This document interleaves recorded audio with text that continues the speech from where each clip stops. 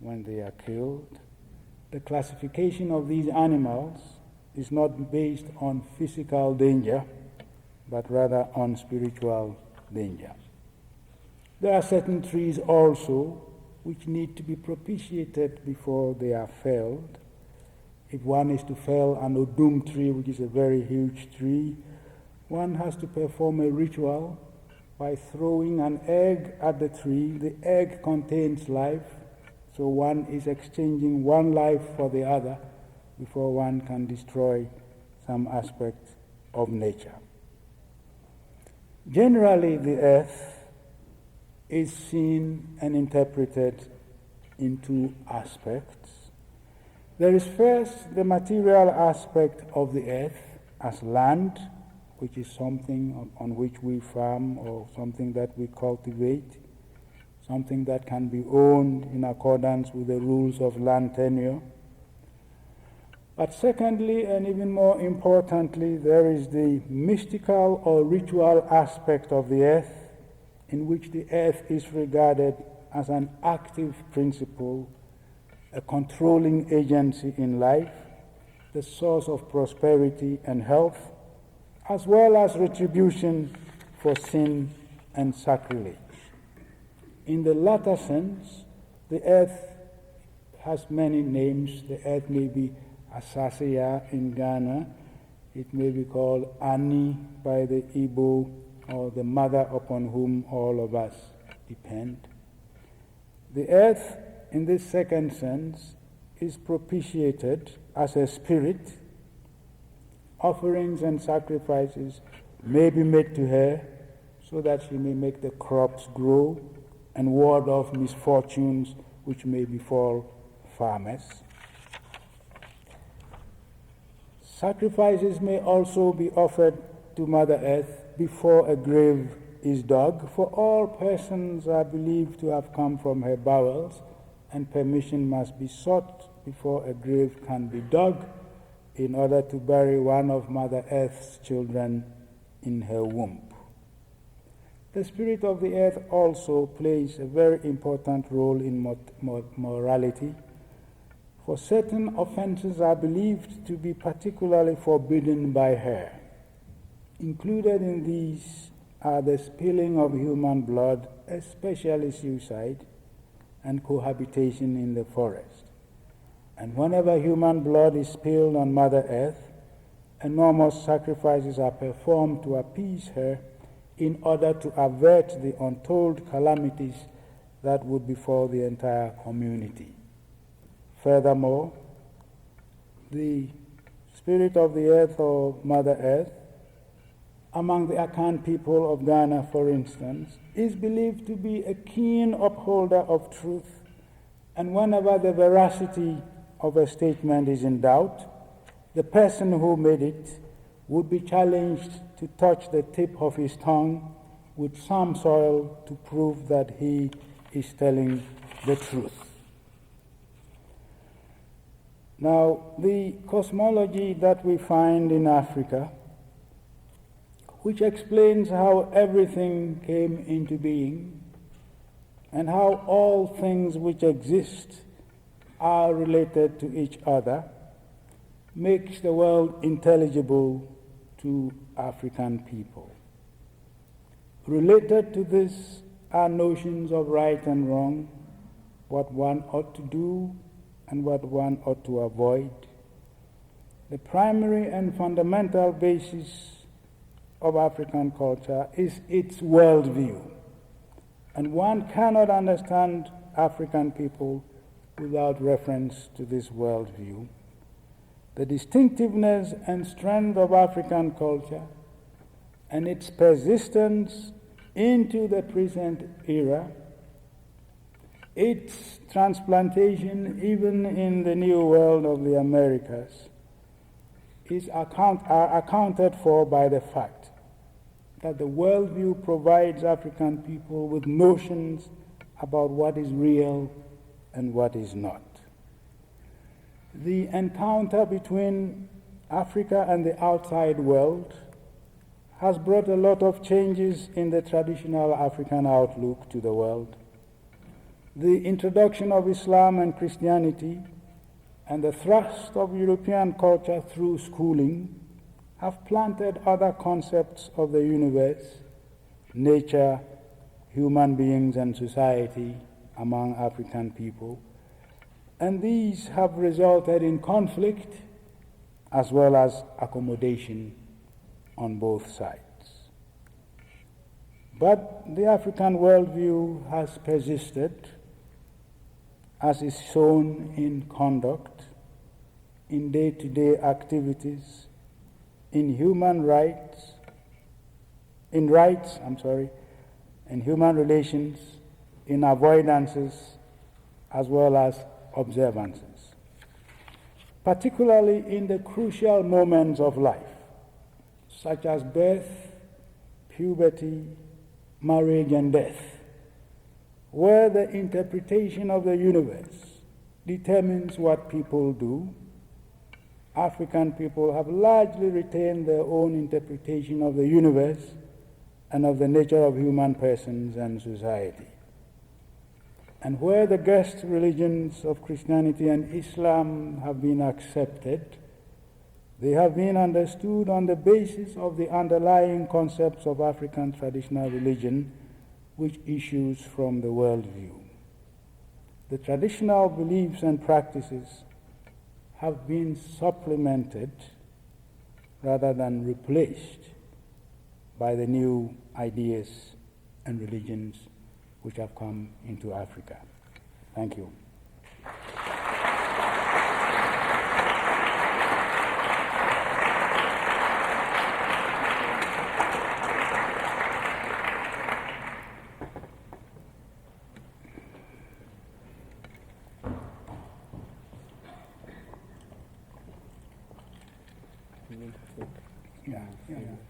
Some questions, sure. I'm sure we have questions for Dr. Opoku.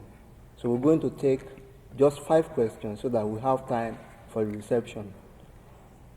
So who's going to fire the first shot? Mm-hmm. Okay. Oh, yeah, Dr. Aluzie.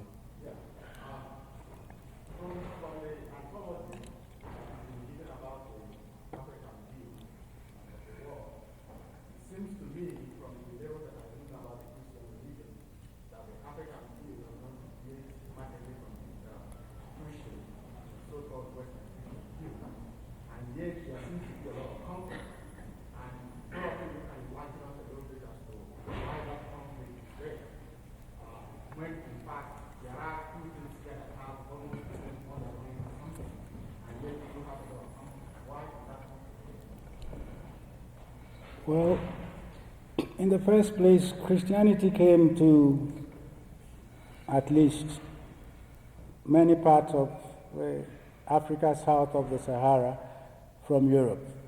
Before then, Christianity had been established in Egypt and Ethiopia. But the Christianity that is very popular in Africa today came from Europe, and it came as part of the European expansion beyond Europe. And it came with the assumption that there was nothing in Africa. In the 15th century, the bulls issued by the popes made it very clear that it was the responsibility of Europeans, Christians, to go and stamp out paganism in all the heathen lands. And so the missionary was not in any position to even examine what was locally there, because if he had found anything that was of worth or value, his presence would not be needed. So it was necessary as part of the transmission of the gospel in non-European parts of the world to engage in a monologue and sort of stamp out, Westermann's advice to the missionary was, however anxious a missionary may be to respect and uphold local customs, in the case of religion, he has to be ruthless. He has to prove that the religion he represents is opposed to the existing one, and one had to cede to the other. Therefore, this attitude of opposition was there. Of course, the problem that most of us face is the awareness or even the recognition that whatever insights Christianity presents are not the only insights in this world.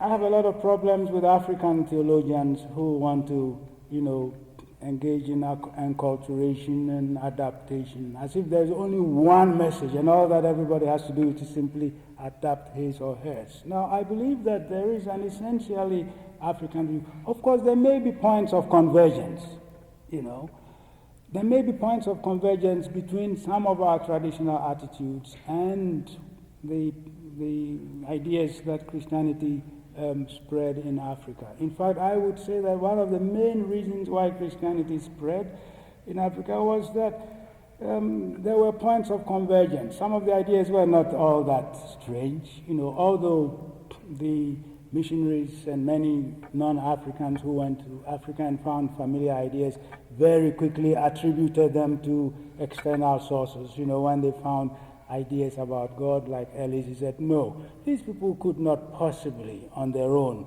have imagined that there is a supreme being. It takes a mind that is cultivated to come to this notion. So a lot of things like this took place. And in fact, in many instances, before foreigners could even accept what some of the truths they found in Africa, they had to either attribute it to themselves, well, maybe one of us was here before we came. And such attitudes remind me always of the python who, before he swallows his prey, spews its saliva on the prey before it can swallow it. So when they found anything, they had to sprinkle the Christian saliva or the Western saliva before they could accept it.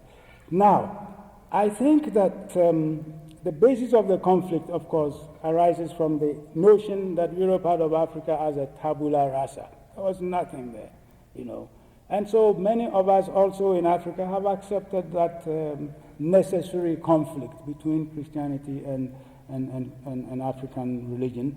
Of course, there are some conflicts. I mean, the biblical idea that human beings should dominate nature or, and use it for, does not exist in our traditions. None of our tradition tells us that we are above nature and we must just exploit it. Of course, the problem has been that the attitude to nature has been one of very great reverence, which has also created some of the problems and conflicts we're talking about, because the new idea says, well, nature is there for the satisfaction of human wants.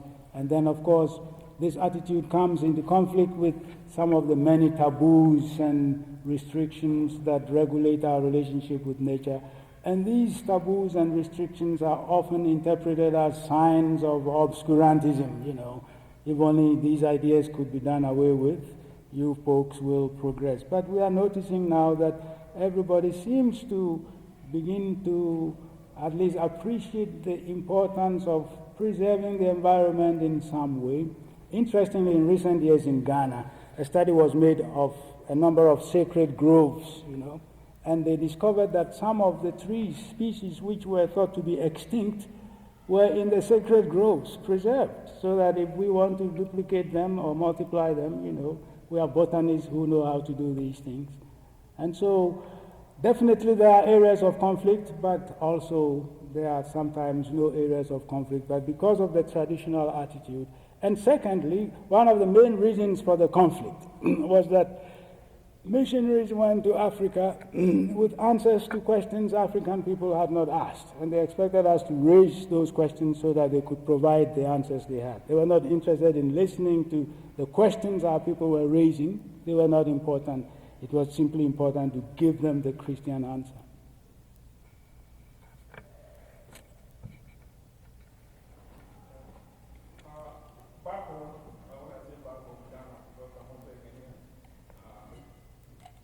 We have a shrine for Akonodi.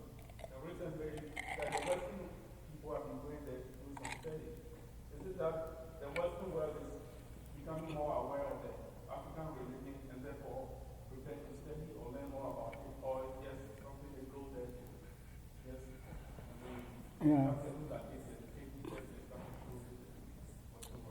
Well, there has always been the element of curiosity involved, but some of us also have been studying Akonodi in Ghana.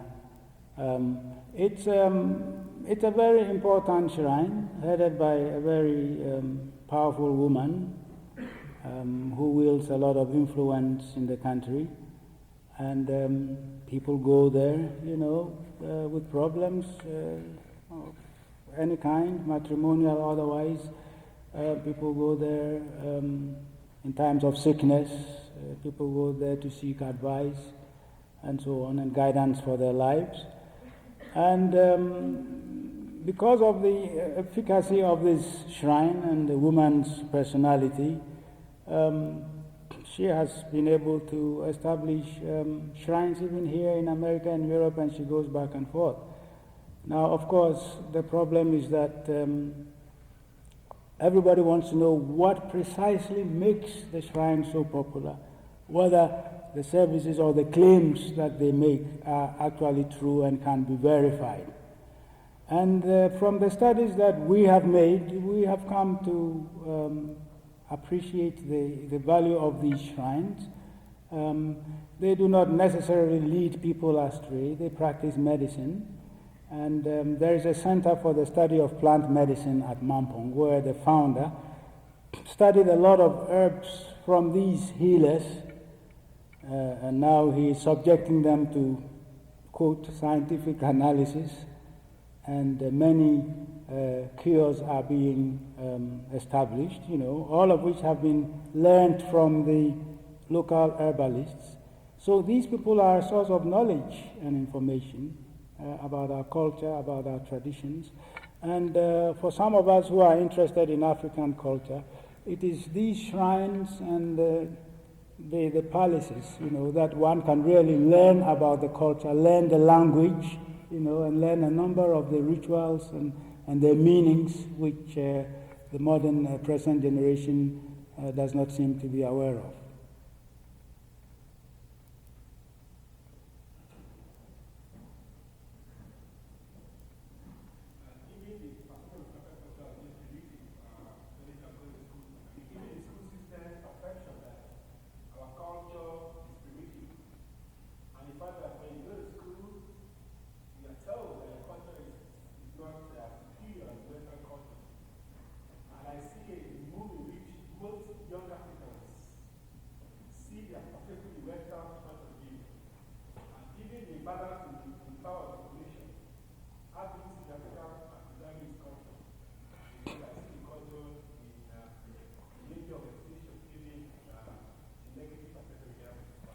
Yeah.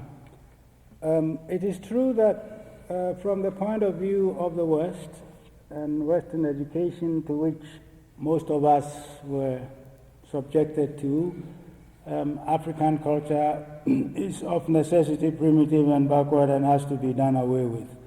But this is only what the Westerner saw. To me, of primary and fundamental importance is what we, the successors to this heritage, think of it. Now, if you remember the proverb, I said, wisdom or truth is like a baobab tree.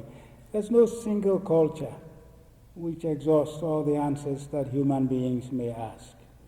And it is important, at least for those of us who come from Africa, to study our culture from our own perspective, Let the lions tell their story from their viewpoint, because otherwise, the continent and its culture will always be relegated to the backwaters. Of course, what independence brought to most of us was the pride in the culture and the self-assertion, and the fact that some of us are studying the culture and writing about it in order that children in school may learn it. You see, until we study our culture, one of the problems with colonial education was that we went to school to learn how Europeans live, not how we live. And you could see how most of us who have been to school neither speak the language nor even know the name of a single tree in the environment. What kind of education is this? Whereas the people in the villages, the people who are called primitive, are very knowledgeable about their environment. And besides, everything we have in Africa, which gives us an identity and which makes us justifiably proud, has been made or contributed or created by the very people we would call savages and primitive people. Our art, our philosophy, our ideas, religious, cultural, and so on, were all created by people who never went to the kind of schools we have been to. And yet those people were not primitive, they were educated. Of course, it suited the imperialists, to describe our cultures as primitive, but we are the people to judge what our culture is. Otherwise, we are sacrificing our heritage to foreigners to tell us who we are. Besides, and it's interesting, because of the control of information, of course, the West has written about everybody else and they have written about themselves. So wherever they turn, they hear their own voices and they think people are voiceless. There are no voiceless people anywhere. We all have voices, only they don't hear. But if they don't hear, it doesn't mean we don't have a voice. And it is important for us to write about our culture and to assert ourselves culturally, because no single culture has an answer. And in fact, what the world holds in store for us in the future is not a monoculture, but rather a multicultural world in which all cultures will make their contribution to the world. It is only in this way that the world could become a better place. And besides, even if you take the West, of course, whatever is the West is not a unique creation of the West. Anyway, they borrowed from every source available, in the world. They borrowed from Egypt and all kinds of other places to create their culture. So, although one must consider something like Western culture, one must also acknowledge that there is a debt which Western culture owes to its antecedents. Once I went to speak somewhere and an American asked me, what can the African teach the American? And I said, well, however good a teacher you may be, you cannot teach a student who is not prepared to learn. So if you are prepared to learn from me, that's all. I mean, there are a million things that you can learn from me. And of course, recent archaeological excavations, have brought an awful lot of new information about the African past, of which we should become aware. And when we become aware of these recent findings, we will know that Africa hasn't been the tabula rasa that it's been pictured to be, and that Africa has been certainly a very important factor in the cultural history of the entire world. I mean, if you go back to Leakey and so on, and the others who have clearly established Africa as the home of man, then of course you know that most of the things we may take for granted today, have had their beginnings in antiquity, and we must simply recognize this. Sometimes when people forget what human civilization and culture are all about, they stand on rooftops and challenge the very people who put up the structure to show them what part they've placed in raising that structure. But human culture and civilization are very interdependent. Human beings are very interdependent, and every culture has made a contribution to what we have today, which is what we need to recognize.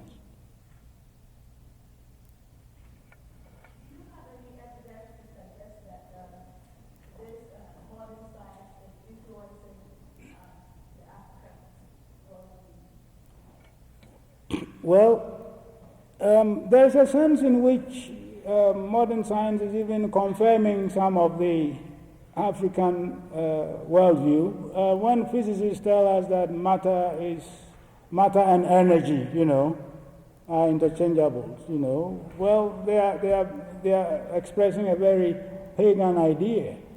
Now, what is energy? Of course, we may use different words in Africa to express some of these ideas. Or, furthermore, some of the scientific researches into near-death experiences, people who go and come back and say they saw their relatives and so on. Well, in our traditions, we believe that when you die, you go to your people. Well, now these people in Los Angeles and New York are saying, oh, they saw their grandparents and saw this. Well, of course, these were taken to be backward ideas. Then, of course, even in some of the practices, I'm sure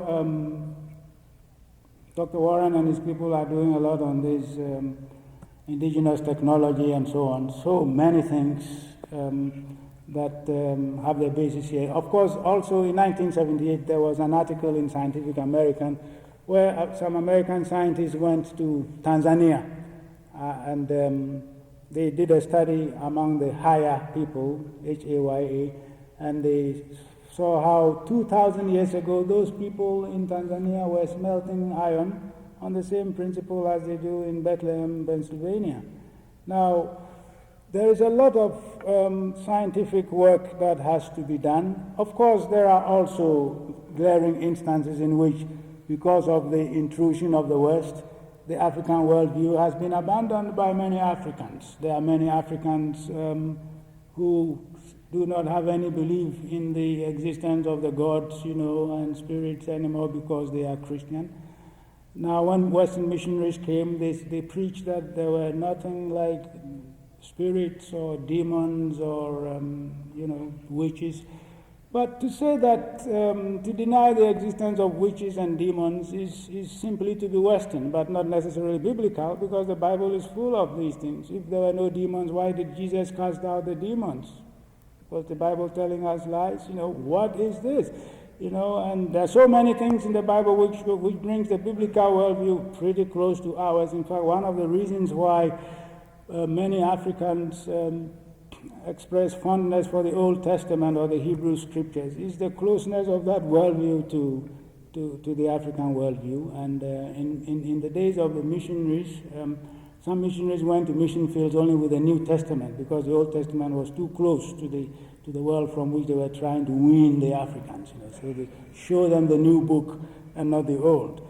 But certainly, of course, many Africans also who have been to school have simply accepted everything that was taught in school as the truth, so that when Westerners show disbelief in something, well, they also show disbelief in it, and that is granting to the West more power than it deserves, because people can indeed investigate all these things and establish the truth or falsity of it on their own without having to be told by Westerners. There's a very interesting story about Shango, about Eshu, the Yoruba god, the trickster god.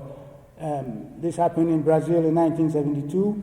This god is known for playing tricks, and here a man rented a taxi cab at 1 midnight and took his goat and was going to a crossroads, to sacrifice this goat to this god. And he had his wooden hammer all ready. They got to the crossroads, got out of the car, and the man asked the taxi driver to come and assist him to perform this ritual to this god. And the man lifted the club and swung it, thinking he was hitting the goat, and he hit the taxi driver and killed him. Now, what do you say about this? Shango is known to do this in the Yoruba areas. And many centuries later, and as recently as 1972, this happened. Now, there is a lot that needs to be investigated. And of course, many Westerners felt, well, whatever they do not know does not exist. And of course, they also say that everything must be empirically verified. If you cannot verify this empirically, then it is not true. But a very wise man said, if the only tool you have is a hammer, you treat everything like a nail. If empirical verification is the only tool you have, that is what you use. But some things don't require a hammer. Some things require a hoe, an axe, and a cutlass. What do you do with a hammer? So we have to devise different tools. And of course, we have been probing, or people in the West now have been probing into telepathy and all these things that are claimed to be alive and well in other parts of the world. And increasingly, we are beginning to increase our knowledge of the non-physical world. And I'm sure this knowledge will bring us somewhere. What we need to recognize is simply this, that Africa is a very old continent which has lived for millions of years. And the things you find there did not just come by a figment of the superstitious imagination. They have come as a result of centuries of experience. And some of these experiences may baffle us.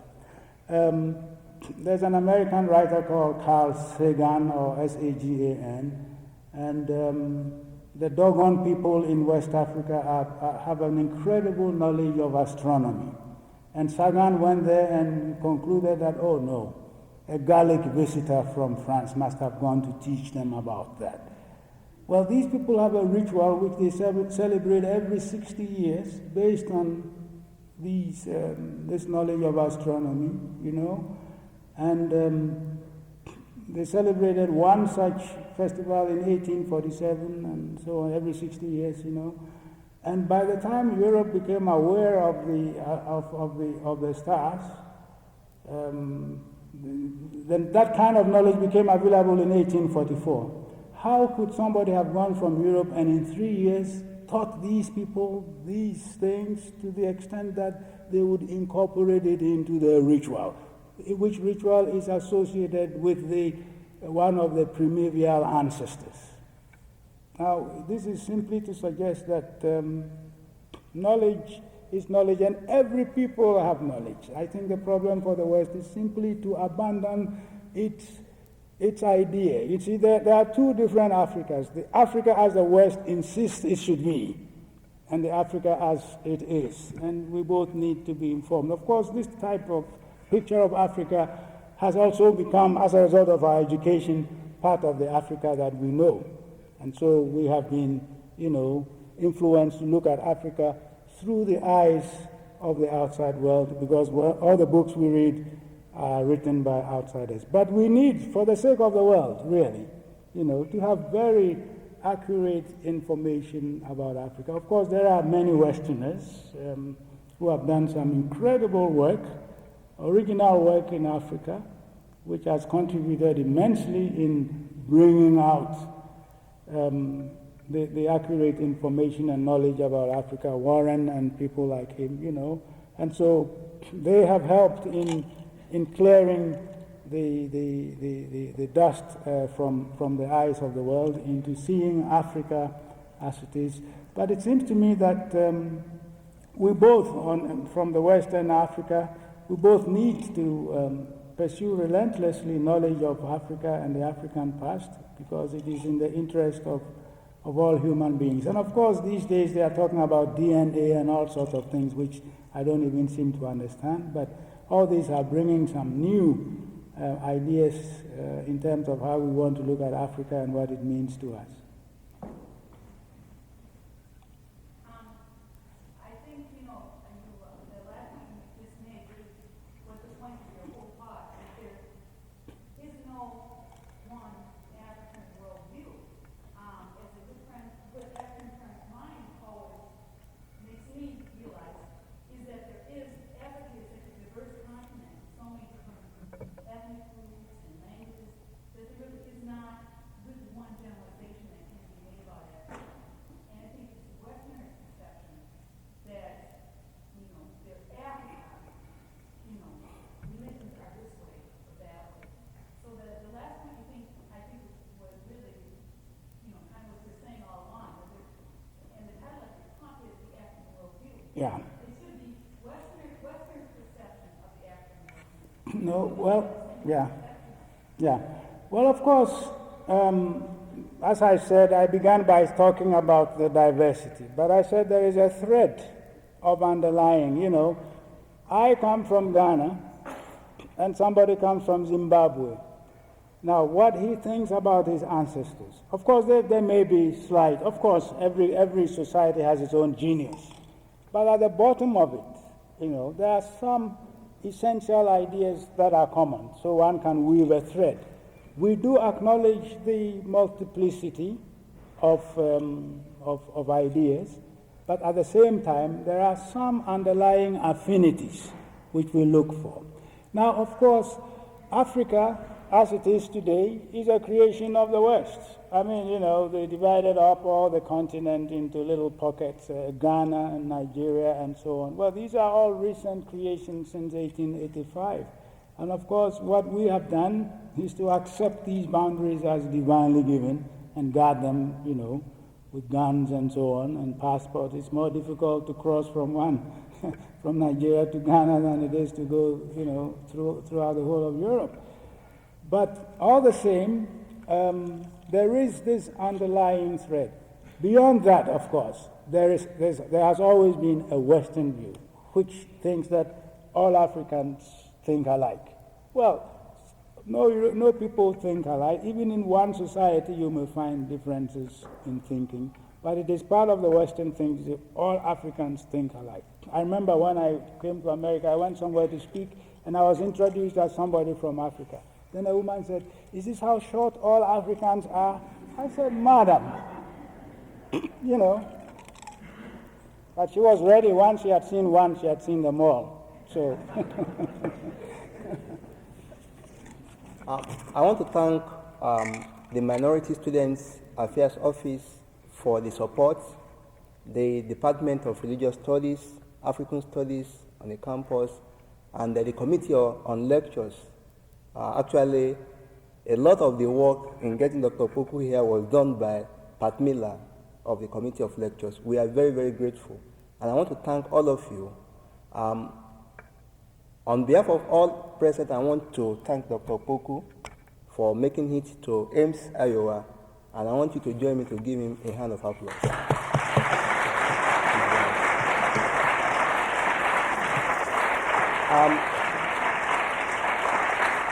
Thank you.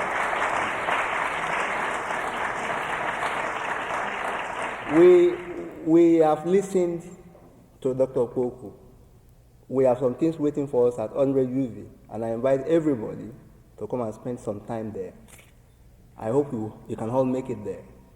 So why don't we go there now? Thank you. Thank you very much. Okay, David, thank you. I think the people...